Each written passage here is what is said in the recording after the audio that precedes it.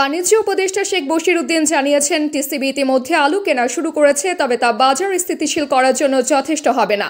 তার মতে, কৃষকের ন্যায্য মূল্য নিশ্চিত করা এবং বাজারে ভারসাম্য আনার জন্য রপ্তানি এখন সবচেয়ে কার্যকর সমাধান, বিশেষ করে গত বছরের বাম্পার ফলনের প্রেক্ষাপটে। তিনি স্মরণ করিয়ে দেন, গত বছর আলুর দাম কেজি প্রতি ৮০ থেকে ৯০ টাকার মধ্যে ছিল। উচ্চ মূল্যের কারণে উৎপাদন বেড়েছে, কিন্তু অতিরিক্ত ফলন বাজারে চাপ সৃষ্টি করেছে। কিছু আলু রপ্তানি করতে পারলে এই সংকট মোকাবেলা সম্ভব হবে বলে তিনি আশা প্রকাশ করেন।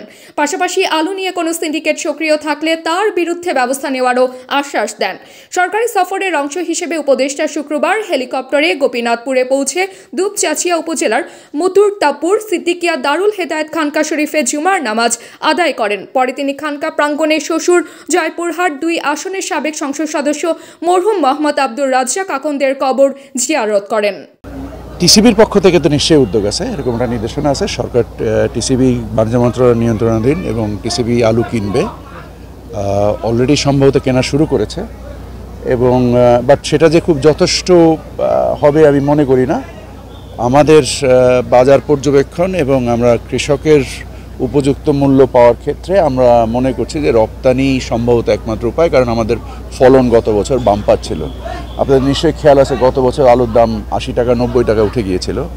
ফলশ্রুতিতে এবছর আলহামদুলিল্লাহ আমাদের আলু অনেক ভালো হয়েছে, বাট একটু বেশি হওয়াতে সমস্যাই তৈরি হয়েছে। আশা করা যায় যে ইনশাল্লাহ কিছু আলু যদি আমরা রপ্তানি করে ফেলতে পারি, তাহলে এই সংকট আমরা মোকাবেলা করতে পারবো। আমাদের বাজার ব্যবস্থাপনা বা পর্যবেক্ষণ এবং আমাদের মাঠ প্রশাসন সকলে মিলে সমন্বিতভাবে, মানে আমরা তো হিমাগারের যে নির্দিষ্ট করে দিয়েছি যে আলুর ক্ষেত্রে প্রতি কেজিতে এত টাকার বেশি